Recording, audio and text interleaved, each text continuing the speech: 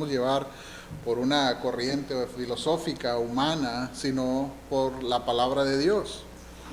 Y en esta tarde vamos a ver lo que Jesús tiene que decir sobre la verdad y sobre el seguirle a Él, el conocer la verdad. Vamos a ir a Juan capítulo 8,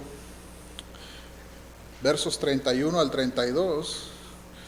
Y conectando con nuestro estudio de la guerra espiritual, vamos a notar en nuestra vida cristiana, en nuestro crecer en Cristo, vamos a notar que siempre va a haber un ataque directo contra la verdad. Siempre va a estar en ataque. Entonces necesitamos saber qué es la verdad para que nosotros sepamos si estamos en la verdad o hemos creído algo que se nos ha dejado, que se nos ha pasado. Se nos ha transmitido un tipo de conocimiento a nosotros. ¿De dónde sacamos la verdad? Y el Señor Jesús, en esta parte de la Escritura, en esa manera tan perfecta de explicar cómo llena sus palabras con significado, pues con 2 versículos tenemos para hablar y meditar por mucho tiempo. Dice esta sección de la Escritura, Juan capítulo 8, versos 31 y 32. Dijo entonces Jesús a los judíos que habían creído en él: si vosotros permaneciereis en mi palabra, seréis verdaderamente mis discípulos. Conoceréis la verdad y la verdad os hará libres. Vamos a orar. Padre celestial, Señor, esta hora le damos gracias, Señor, por su abundante gracia y misericordia en Cristo, porque, Padre, sin merecerlo, Señor, a través de Cristo podemos tener comunión con usted, con el Padre. Podemos ver, Señor, a través de su Espíritu, Señor, su palabra que nos guía, Señor, que nos enseña, Padre, porque no tenemos que buscar en otra parte, Señor, que usted nos ha dado todo su consejo, toda su palabra, Señor. Su revelación especial, Señor, está en este libro, Señor, y en él podemos encontrar, Señor, todo sobre usted. Podemos encontrar la verdad. Padre, que podamos meditar, Señor, que podamos entender, que usted nos dé discernimiento, Señor, para ver, Señor, cómo usted obra, Señor, la obra de su Hijo, Señor, para nuestras vidas, Señor, y cómo podemos también nosotros poner nuestra confianza total, Señor, en Cristo, Señor, quien es nuestro rescatador, quien finalmente, Señor, nos ha de librar de la ira venidera.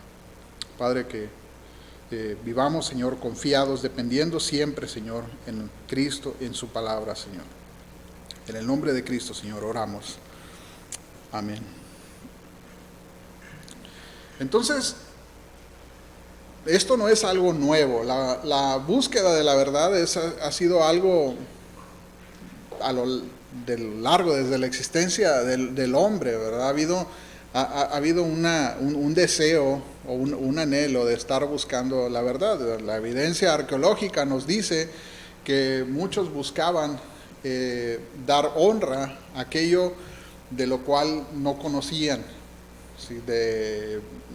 Por ejemplo, los aztecas, los egipcios, todos buscaban darle explicación a aquello que era inexplicable. De dónde procedían, buscaban la verdad. Hay indicios de la búsqueda de la verdad. Hay indicios de que querían darle honra a un creador, al creador, al que había hecho todo. Y pues en la desilusión del corazón del hombre, pues lleva, dice Romanos 1, a la idolatría, al buscar explicación física en las cosas que no son físicas, a buscar un Dios entre las cosas que podemos ver. Pero Dios viene y se revela a sí mismo a través de una verdad legítima, una verdad, valga la redundancia, verdadera, una verdad real, una verdad en la que podemos confiar. Buscar y permanecer en la verdad son indicativos de una salvación genuina. Son indicativos de estar con el Dios verdadero, de conocer al Dios verdadero. Buscar y permanecer en la verdad nos van a ayudar en nuestro crecimiento espiritual. Eso es lo que dice Jesús en esta parte de la sección. A mí, en varias ocasiones me han tachado, por ejemplo, no sé si ustedes han escuchado esta palabra, pero me han dicho que soy un retrógrada. Y no sé, tuve que buscarla en el diccionario para estar seguro de que sabía lo que significaba la palabra retrógrada. Pero el punto es que es alguien de una manera de pensar anticuada o fuera de moda, pues, alguien que piensa en algo que ya está en desuso. Y muchas veces, o las veces que la han aplicado, es en referencia a la creencia bíblica, a tener una base bíblica en cuanto a las filosofías o las corrientes del mundo actuales, lo que está pasando alrededor del mundo. Dicen, es que, por ejemplo, sí, o sea, tú crees en la Biblia y crees todo lo que dice la Escritura, pero ya son otros tiempos, ya avanzamos, ya cambió, ¿verdad? Ya la mentalidad es otra. Incluso esta palabra me la han dicho gente religiosa, gente ¿cómo les diré?, de creencia o por así decirlo, de fe. El punto de esto y lo que tiene que ver con la guerra espiritual es que siempre la verdad es cuestionada. La verdad verdadera, la verdad real es cuestionada o se pone en duda. Para no irnos muy lejos, Jesús, cuando estaba siendo ejecutado, estaba siendo sentenciado a muerte, más bien, estaba siendo sentenciado a muerte delante de Pilato, Juan, ahí adelantito, Juan 18, 37, y casi vamos a quedarnos en el libro de Juan. No quise irme muy lejos del libro de Juan, porque se explica solo.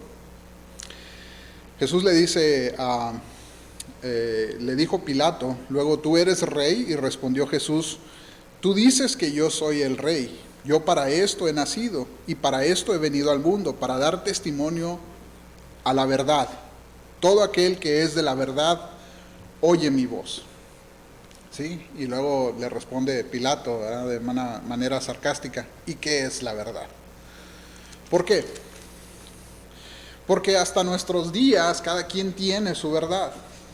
¿Sí? Y en los tiempos de Jesús no era distinto. Cada corriente filosófica, cada idea, cada deidad tenía su verdad. Cada quien aplicaba su entendimiento a las cosas o explicaba las cosas basado en su entendimiento según la región o la cultura de donde ellos procedían. Y en nuestros tiempos no es distinto. Ahora cada quien tiene su propia verdad. Cada religión o cada ideología tiene una explicación. Y ahora hay un desinterés por la verdad, como cada quien dice lo que quiere, cada quien dice lo que le place, o cada quien cree en lo que le da su gana. Incluso hay familias que dicen, no, pues yo voy a dejar crecer a mi hijo y ya que crea lo que quiera. Es peligroso. Es peligroso. Y yo lo he escuchado con familiares, ¿verdad?, con gente cercana, no muy lejos de mi familia. ¿Sí? Deja crecer al niño y ya cuando él pueda tomar una decisión, que ya decida qué es lo que cree. En lugar de tener una idea, un deseo de criarlos en la verdad, en la realidad, en la verdadera verdad. ¿Y qué es la verdad? Si Pilato hubiera hecho esta pregunta con el deseo de encontrar una respuesta, la hubiera otorgado, la hubiera obtenido. Pero no. Pilato estaba haciendo esta pregunta de una manera sarcástica, que si hay tantas cosas, hay tantas ideologías, tantas corrientes que no sabemos cuál de todas ellas es. Pero la palabra de Dios es clara en cuanto a esto y nos da una definición, y de ahí quiero partir porque quiero que esto sea la base de todo el estudio, ¿verdad? Quiero que de ahí tengamos una base sólida y digamos, bueno, esto es la verdad, entonces todo lo que digamos que es verdadero tiene que ver con esta base. Dice Juan 14:6, ustedes tal vez se lo saben de memoria. Juan 14:6. Jesús le dijo a Tomás, porque Tomás le había preguntado, ¿cómo vamos a saber cuál es el camino? Jesús le dijo a Tomás, yo soy el camino, la verdad y la vida. Y nadie viene al Padre, nadie viene, Jesús diciéndose, haciéndose él mismo el Padre, nadie viene al Padre si no es por mí. Entonces, encontramos una definición clara ahí sobre la verdad. Jesús dijo, yo soy la verdad. Ahora, podemos decir, ¿sabes qué? Ahí está la verdad, cerramos el libro, ¿verdad? Y nos vamos, ya terminamos, ¿verdad? Porque ya encontramos la verdad. Pero no es todo lo que la palabra dice sobre la verdad. Jesús mismo orando por los discípulos en Juan 17, nos da otra definición de la verdad. Y estas dos son lo mismo, son sinónimos. Juan 17 dice, orando por los discípulos, santifícalos en tu verdad, tu palabra es verdad. Entonces, estas dos columnas sobre las que se sostiene la verdad nos van a enseñar, nos van a dar el apoyo necesario por el cual podemos interpretar todo lo que es verdadero, todo lo que es verdad. Jesús es la verdad y la palabra de Dios es la verdad. Esto se afirma también en Juan 1:14, en el que dice, y el verbo se hizo carne, ¿verdad? La palabra se hizo carne y habitó entre nosotros y vimos su gloria. ¿Sí? Juan se estaba refiriendo obviamente a Cristo, estaba diciendo la palabra de Dios, la promesa de Dios se hizo carne en Cristo. Entonces, hay una consistencia en la palabra de Dios al definir lo que es la verdad. ¿Sí? La verdad tiene nombre y es Cristo. En el contexto de nuestro texto principal, el capítulo 8 de Juan, vemos de los versículos 12 al 29, nos da una entrada para que podamos nosotros enfocarnos, ubicarnos en la historia. ¿Por qué Jesús está diciendo esto? ¿Por qué Jesús viene y de la nada saca estas palabras sobre ustedes quieren ser verdaderamente mis discípulos? Permanezcan en mi palabra y van a conocer la verdad y la verdad los hará libres. ¿Por qué dice eso Jesús? Pues Jesús estaba en el templo, ¿sí? Eso nos dice Juan capítulo 10, 22, porque esta sección del capítulo 8 hasta el capítulo 10 sucede en el mismo día, sucede todo, es la misma escena, es parte de la misma escena. Estos 3 capítulos de la palabra de Dios suceden cronológicamente seguidos, inmediatamente, uno después del otro. Entonces son 3 capítulos que están explicándonos la enseñanza de Jesús. Está mostrando Jesús la enseñanza sobre la verdad. Entonces llega al templo Jesús y están en una celebración que hasta ahora se lleva a cabo.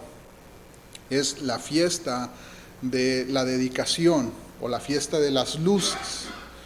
Ahora la conocemos, es mucho más popular por el nombre de Hanukkah, es el nombre original en hebreo, la fiesta de las luces.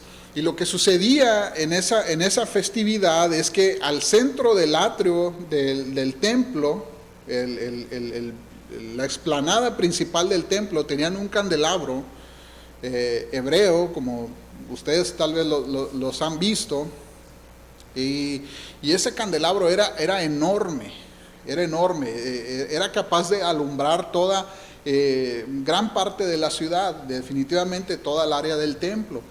Era impresionante ver este candelabro enorme ahí. Entonces, muy seguramente cerca de este candelabro, que era muy visible cuando estaba uno presente en el templo, Jesús se para en su enseñanza y les dice en el versículo 12, Juan 8:12, yo soy la luz del mundo. Y no está hablando de una religión o de una cierta denominación, ¿verdad? Sino está hablando de Él mismo, está diciendo, yo soy la luz que va a alumbrar el mundo. Dice, y el que me sigue no andará en tinieblas, sino que tendrá la luz de la vida. Y por estas palabras, por haber dicho estas palabras, empezaron a cuestionarlo, empezaron a atacar, a ponerlo en duda. Pues, ¿de dónde sacas eso? ¿De dónde sacas eso? ¿Por qué vienes y dices? Constantemente, si vemos de los versículos 19 al 29, constantemente el Señor Jesús viene siendo cuestionado. Bueno, tú dices eso, pero ¿quién da testimonio de ti? ¿Quién te avala? ¿Quién trae? ¿Quién respalda pues lo que tú estás diciendo? Jesús dice en el versículo 14, yo doy testimonio de mí. Mi testimonio es verdadero. Ustedes dicen que en la ley dice con dos testigos es suficiente para dar testimonio. Dice, pues yo doy testimonio de mí y el Padre da testimonio de mí, para cumplir la misma ley de los judíos.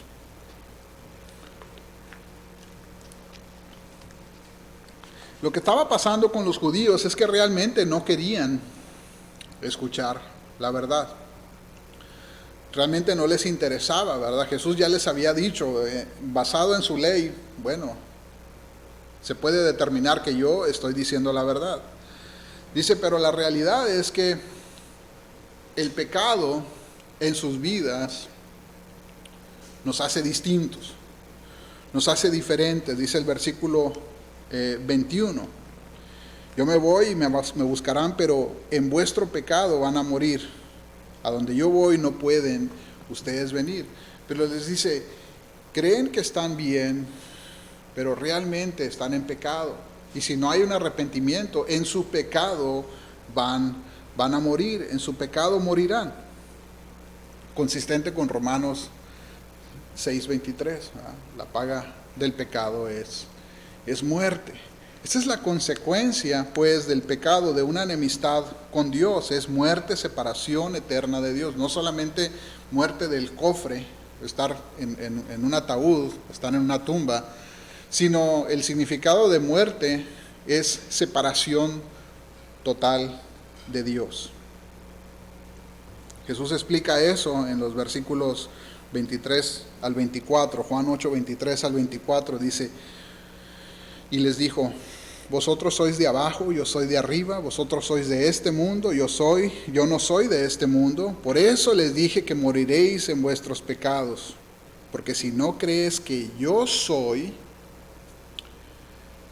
en vuestros pecados moriréis. Entonces Jesús está elevando ahora el lenguaje. Si pudieron captar ahí la frase yo soy, Jesús estaba refiriendo a el Padre. Estaba refiriendo al Dios verdadero, ¿verdad? Como Él se revela en Éxodos 3:14. ¿Sí? Cuando Moisés dice, bueno, y si me preguntan los judíos allá cuando vaya a liberarlos, si me dicen, ¿quién te envió? Tú les vas a decir, dijo Dios, tú les vas a decir, yo soy, me envía. Yo soy, me envía. Y ahí Dios utiliza este nombre para identificarse a sí mismo. Y nos da una idea también de que Él es desde el principio, como dice en el versículo 25. Él ha estado desde el principio. Él ha estado junto con el Padre. Él y el Padre son uno. Dos personas, uno mismo. Entonces, obviamente los judíos ya no están tan satisfechos pues con todo lo que Jesús les está diciendo. Y empieza a haber hostilidad.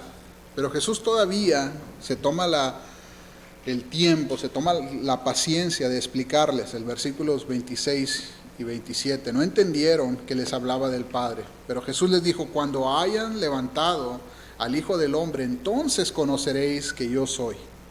Entonces conoceréis nuevamente que Él es con el Padre y que nada hace por sí mismo, sino que según me enseñó el Padre, así hablo. Vengo a traerles la palabra de verdad, la palabra del Padre. Y cuando venimos con este testimonio, cuando nosotros explicamos estas cuestiones, entonces nos toman de loco, ¿verdad? Así como dice el apóstol Pablo, ¿verdad? Las cosas espirituales son para los espirituales, son los que las van a entender, pero los que no, son locura, van a ser locura. Y en esa situación se encontraban los judíos. Pero aún así, Jesús revela la intención del Padre. Jesús revela el plan del Padre desde esta temprana época. Pues, les dice, un día me van a levantar. Y estaba hablando de la cruz.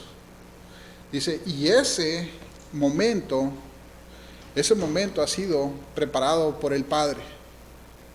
La cruz ha sido preparada por el Padre. Dice, tanto ha sido preparada que Dios mismo se agradó en esta obra.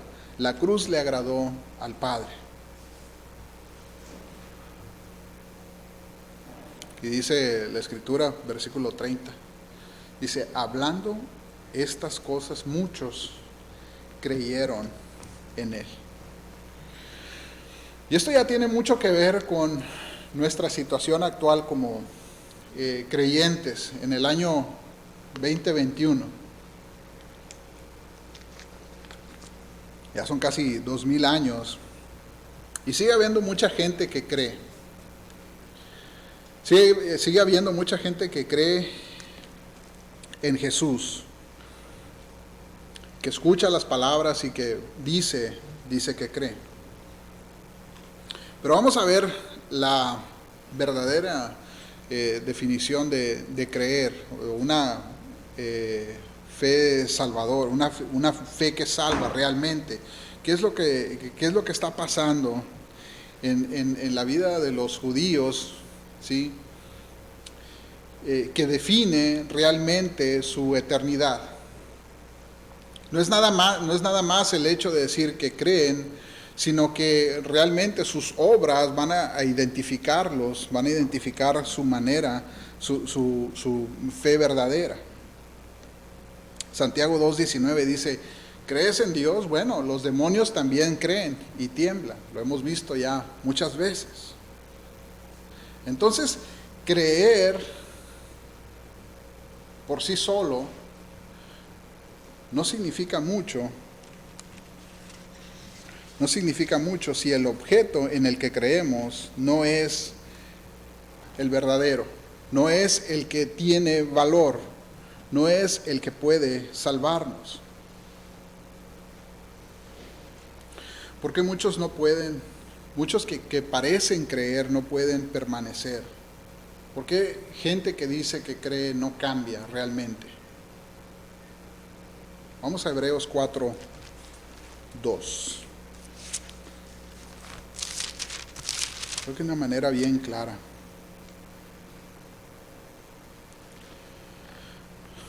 De cómo lo explica el autor de Hebreos. Hebreos 4:2 dice, porque también a nosotros se nos ha anunciado la buena nueva como a ellos, pero no les aprovechó el oír la palabra por no ir acompañada de fe en los que oyeron. ¿Sí? Y esto es lo que sucede con los judíos ahí alrededor. Y vamos a ver qué tan lejos llegaron, ¿verdad? Y estos eran los que creían en Él. Imagínense los que no creían en Él. Ya, hubo un punto que fueron a alcanzar piedras, ¿verdad?, para apedrear a Cristo. Y estos eran los que creían en Él.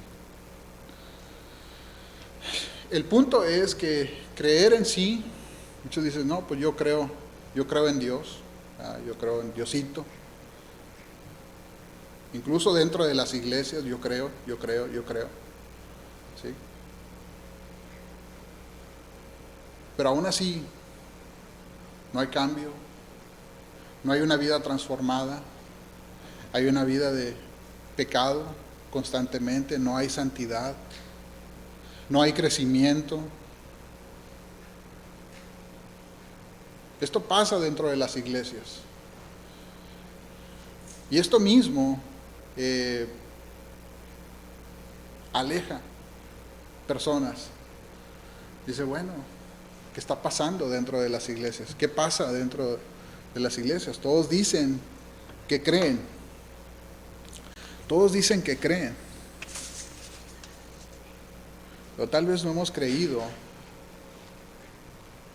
No hemos creído en la verdad.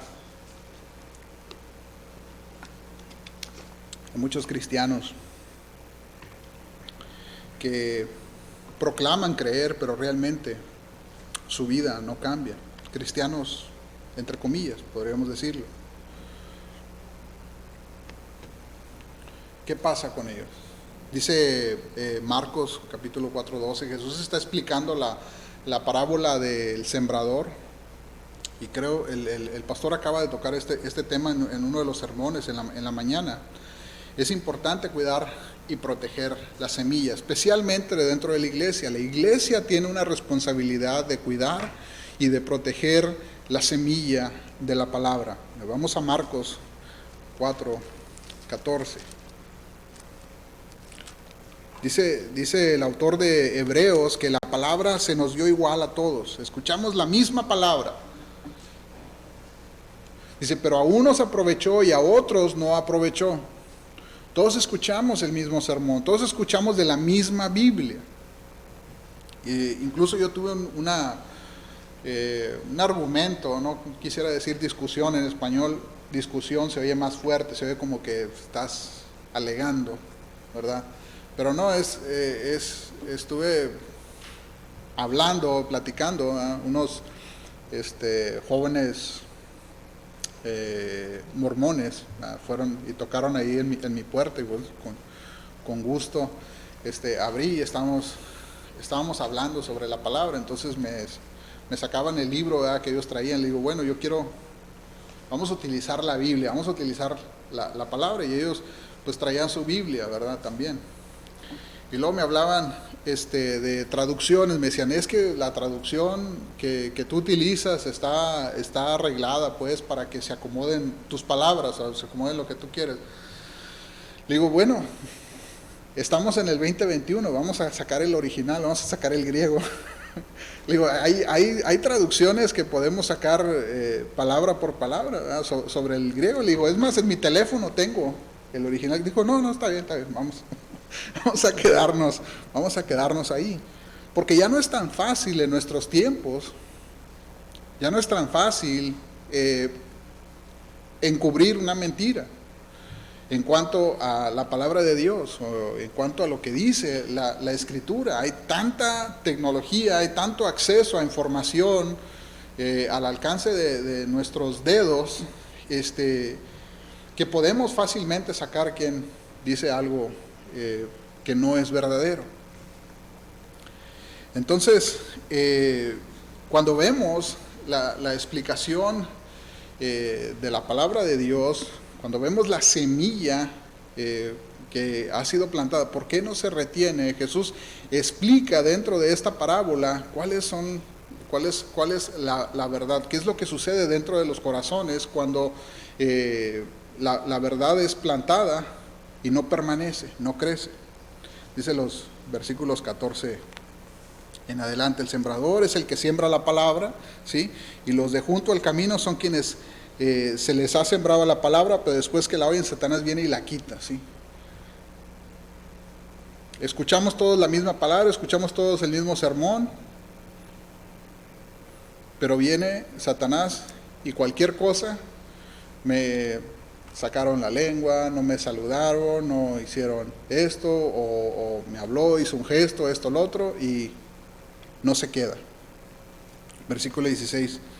Los que fueron sembrados entre pedregales, cuando oyeron la palabra, la recibieron con gozo, pero que como no tienen raíz, son de poca duración. Vinieron 2, 3 domingos a la iglesia o tuvimos la oportunidad de compartirles el Evangelio en el trabajo, de una manera conversacional 2, 3 veces y de repente nada.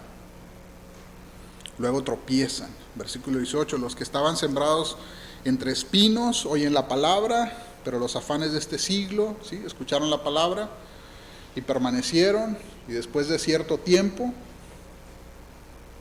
dice, los deseos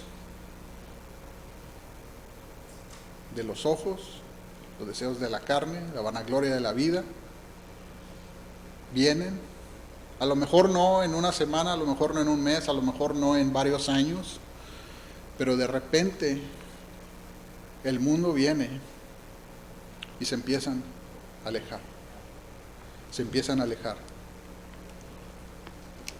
La misma palabra, la misma semilla que en personas que permanecen dentro de la palabra, dentro del Evangelio, que siguen creciendo dentro del reino, que siguen madurando, que siguen trabajando para la obra del Señor, en otras personas es borrada. Porque realmente creyeron en algo de su propio corazón, de su propio deseo. Creyeron tal vez no en el Dios de la Biblia, pero en el Dios de su propia imaginación. Esto sucede comúnmente. Y el trabajo de la iglesia, nuevamente, es cuidar y proteger la semilla. Tenemos un trabajo como iglesia. Crecimiento Milagroso es parte de ese trabajo que estamos haciendo, de cuidar y proteger la semilla, ¿sí? Preparamos el pastor, los predicadores, los hermanos que comparten devocionales, ¿verdad? Regando, sembrando la semilla del Evangelio, ¿verdad? Y hay un trabajo de seguimiento. Una vez que se siembra la tierra, una vez que se siembra, no nada más se abandona y esperamos, bueno, ya sembramos en junio y en agosto vamos a ver qué sale. Sino que el agricultor tiene que ir y tiene que buscar, tiene que ir, limpiar, regar, poner agua, asegurarse de que si no llegan las lluvias, bueno, que no les falte el agua. ¿Sí? Hay un trabajo de seguimiento y ese es el trabajo de la iglesia. ¿Sí? Dios nos ha dado la oportunidad de madurar a algunos, nos ha dado la oportunidad de crecer, de ser más fuertes, de estar ahí para los demás. Ese es el trabajo de seguimiento. Porque los espinos, las cosas del mundo, las cosas que ahogan pues a las plantas cuando están creciendo, son reales. Es parte de la lucha espiritual. Eso es lo que hemos estado aprendiendo a luchar.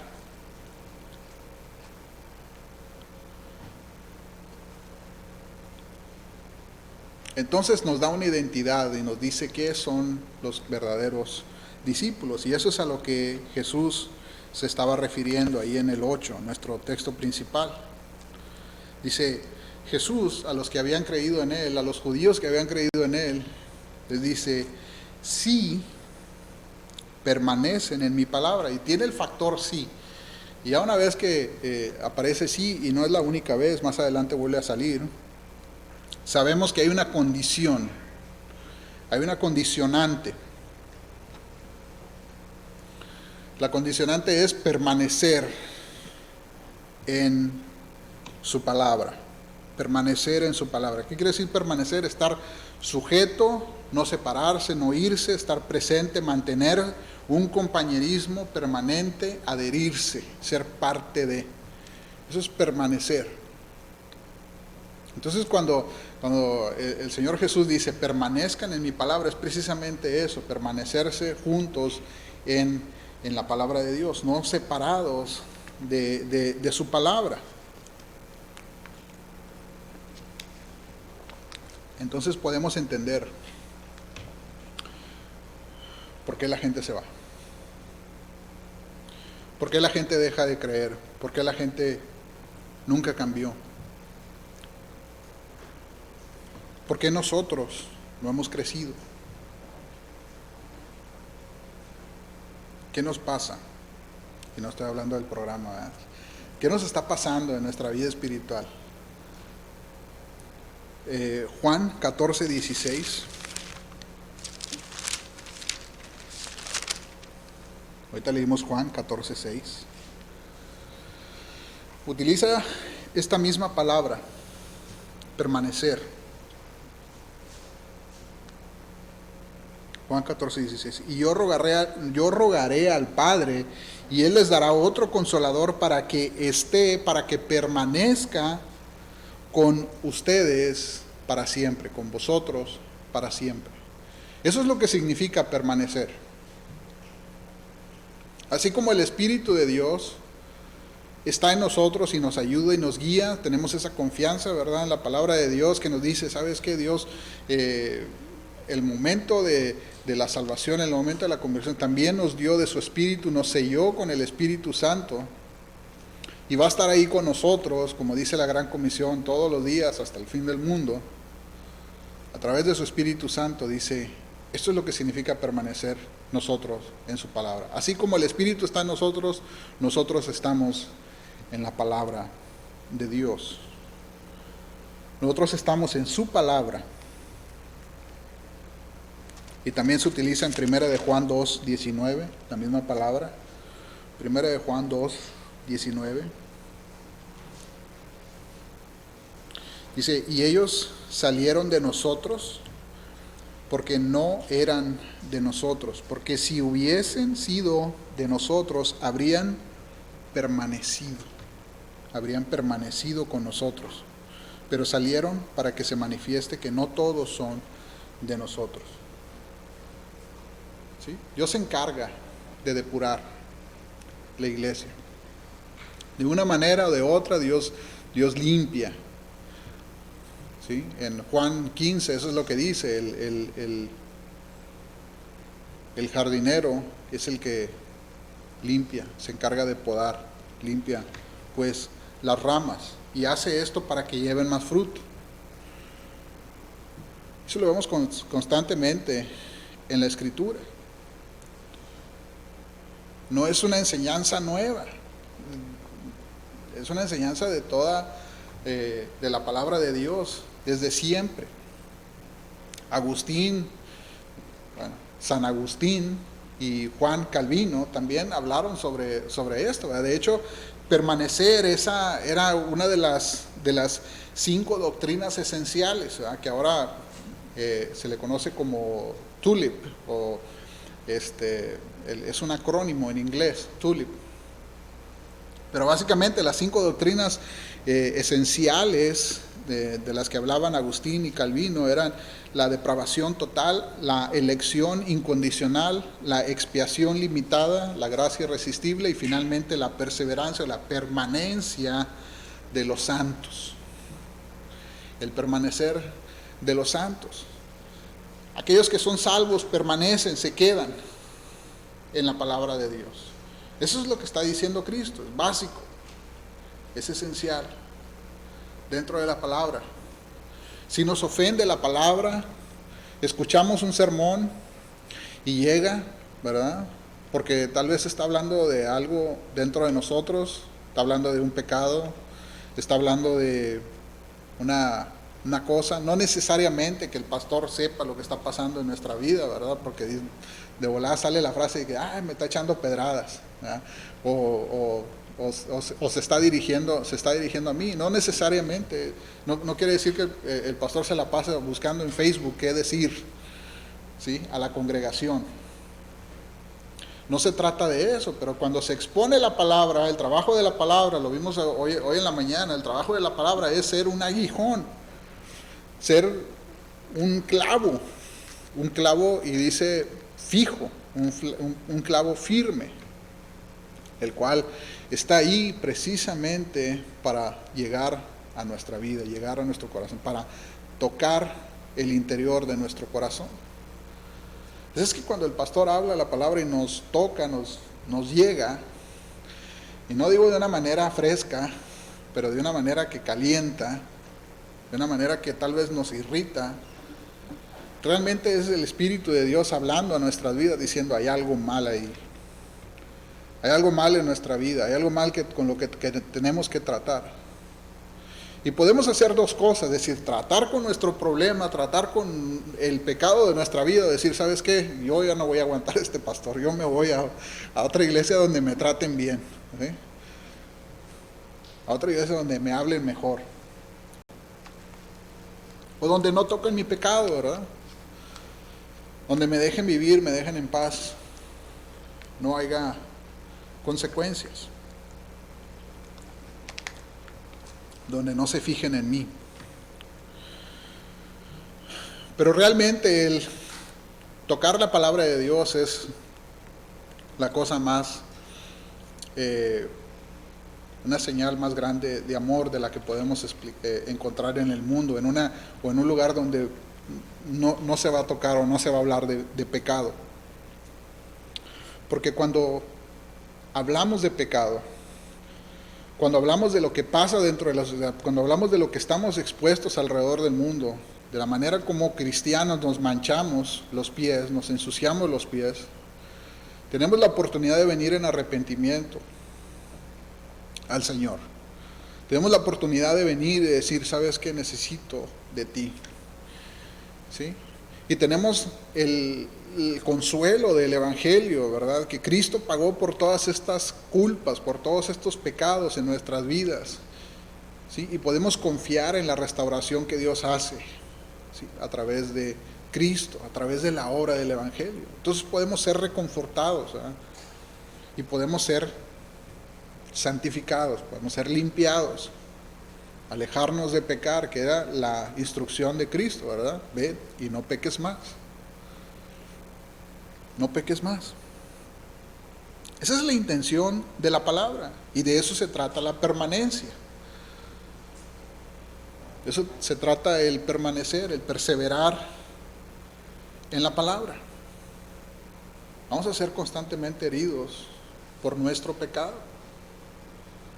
Va a llegar a nuestras vidas, vamos a ser tocados, pero la intención de la palabra es venir al arrepentimiento y alejarnos del pecado. Esa es la intención de la palabra de Dios para nosotros. Y Jesús dice, obviamente, permanezcan en mi palabra, y lo explica todavía más en Juan 15:7. Juan 15:7. Dice, si permanecen en mí y mis palabras permanecen en vosotros, pedid todo lo que queréis y os será hecho. Pidan todo lo que quieran y les será hecho. Bueno, ya habíamos hablado de la oración, ya habíamos hablado, no nos vamos a ir en un viaje sobre la oración, pero obviamente está hablando de la voluntad, ¿verdad? Porque estamos permaneciendo en la palabra de Dios, estamos permaneciendo en su palabra. Entonces no vamos a pedir un Cadillac, ¿verdad? No vamos a pedir una mansión en Lakeside, no vamos a pedir esto que satisfaga nuestros derechos, que satisfaga nuestros deseos de la carne, sino es lo que está de acuerdo a la voluntad de Dios, obviamente. ¿Por qué? Porque permanecemos en la palabra de Dios, por eso podemos pedir todo lo que queramos dentro de su voluntad, y entonces será hecho. Estos son los beneficios de permanecer en la palabra. El problema es que no queremos permanecer en la palabra. Y Jesús dijo, si permanecieran en mi palabra serán verdaderamente mis discípulos. Pero nos cuesta trabajo levantarse, cuesta trabajo leer, estudiarla. Queremos que se nos explique, y no digo dentro de la iglesia, ¿verdad? Digo como seres humanos alrededor del mundo, ¿verdad? Es más fácil prender un radio, una estación cristiana, ¿verdad? Que someternos nosotros mismos a estudiar la palabra. Y lo digo por experiencia propia. Esto es lo que nos hace discípulos, ser consistentes en la palabra de Dios. Y conocerán la verdad, y la verdad nos hará libres. ¿Quién es la verdad? Jesús es la verdad. La palabra es la verdad. Permanecer en Cristo es permanecer en la palabra. Permanecer en la palabra es permanecer en la verdad. Esto nos liberará, ¿sí? Porque podemos rechazarla todo lo que queramos y lo único que vamos a hacer es que nos vamos a ir a otra iglesia y de la otra iglesia a la otra iglesia y de la otra iglesia a la otra iglesia. Porque donde se predique la verdad se va a tocar nuestro pecado. No hay nada que libere al hombre, el corazón del hombre, de culpa, de angustia y de necesidad como lo hace la palabra de Dios, la verdad de la palabra de Dios. Solamente su palabra es la que nos libera.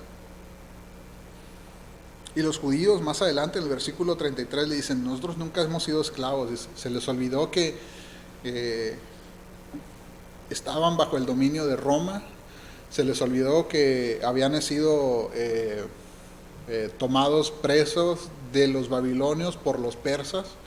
Entonces habían sido exiliados, ¿verdad?, por 2 imperios distintos. Se les olvidó el cautiverio en Egipto. Y le dicen a Jesús, nosotros nunca hemos sido esclavos. ¿Por qué dices que vamos a ser libres? Y Jesús le responde, y con eso quiero concluir porque ya se nos está acabando el tiempo. Juan 8:34.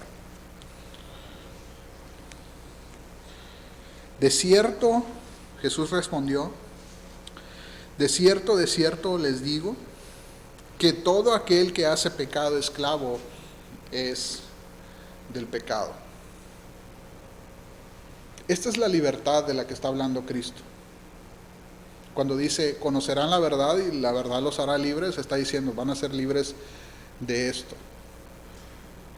Porque lo que hace el pecado es esclavizarnos.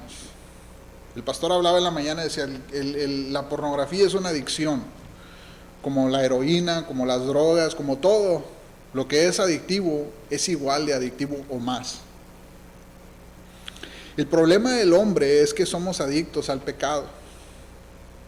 Y la única manera de ser libres de esa adicción es Cristo. Si permanecemos en su palabra,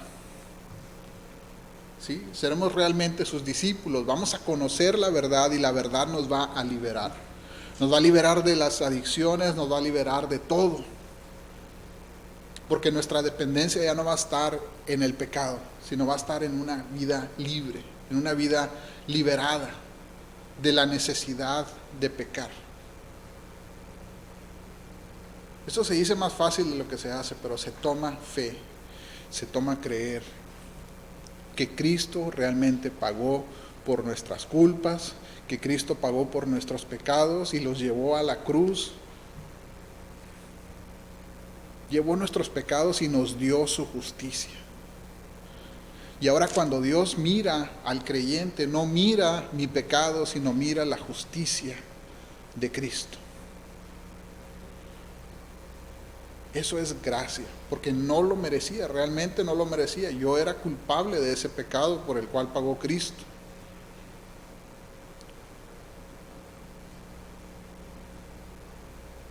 Pero Cristo me da su gracia. Dice Romanos 6:23, la paga del pecado es muerte. Dice, pero la dádiva de Dios es vida eterna en Cristo Jesús. El pecado esclaviza tanto que toma un pecado pequeño, toma un pecado más grande cubrirlo, y para cubrir ese otro pecado toma otro pecado más grande, y es un cuento de nunca acabar. Como cristianos no cabe el seguir poniendo excusas para nuestro pecado, para proteger nuestro pecado. Tenemos el acceso libre, dice Hebreos, podemos venir confiadamente al trono para encontrar gracia y oportuno socorro. Entonces, vengamos pues al trono y busquemos la gracia de Dios, confesando nuestros pecados, pidiendo que Dios nos libre nos libre de cualquier cosa, de cualquier mancha que nos separa de Él. Vamos a orar. Padre, Señor, tu justicia permanece para siempre, Señor. Eso es lo que tu palabra dice. Tu palabra dice, Señor, el alma que pecare, esa morirá. Padre, pero también tu palabra, Señor, nos enseña de que siendo aún pecadores, sabiendo nuestra condición, Cristo murió por nosotros, Padre. Que este mensaje, Señor, de gracia y salvación, Señor, llene nuestras vidas, Señor, y vengamos, Señor, a un conocimiento de esa verdad salvadora. No porque es una filosofía, Señor, no es porque es un gran discurso, Señor, no porque sea elocuente, Señor, o pues sea bien interpretado, Señor, sino porque eso es lo que dice tu palabra, Señor. Porque no creemos en un mensaje, Señor, del mundo, no creemos en un mensaje de humanidad, Señor, sino creemos en un mensaje, Señor, salido de la interpretación, de la inspiración del Espíritu, Señor. Porque confiamos, y no tenemos que confiar, Señor, en nada que ofrece este mundo, Señor, sino en tu palabra santa, Señor. Y tu palabra dice, Señor, que si nos arrepentimos, Señor, si venimos, Señor, necesitados con un espíritu pobre, Señor, dentro de tu voluntad, Señor, podemos ser perdonados, Padre, a través de los méritos de Cristo. Que, Padre, vivamos, Señor, nuestras vidas, que vivamos, Señor, una vida cada vez, Señor, buscando ser agradable, Señor, a su presencia, examinando nuestras vidas, Señor, no rechazando, Señor, sus advertencias de amor, Señor, pero tomándolas en cuenta, Señor, y buscando, Señor, esa dependencia de usted y de su palabra, Señor. Que su palabra nos llene, Señor, que usted siga hablando, que usted siga dando crecimiento, Señor, a esta congregación, Señor, que anuncia su palabra de verdad, Señor. Gracias, Señor, por esta reunión que nos da. Llévenos en paz, Señor, hacia nuestros hogares, Padre. Te rogamos en el nombre de Cristo. Amén. Muchas gracias, hermanos. Dios me los bendiga.